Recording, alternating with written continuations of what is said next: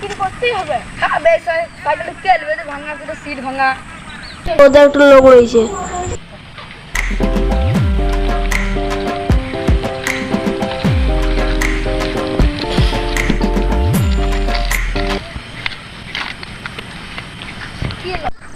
ভাই এই সাইকেলটা লাও। কেন নেবো? এই সাইকেলটা ভালো যোগ্যতা আছে। কি যোগ্যতা আছে? এই সাইকেলে কথা বলতে পারে। কোন কথা বলে শোনা তো? আসো। কথা বললে তো? হ্যাঁ পাস করে সব দিন।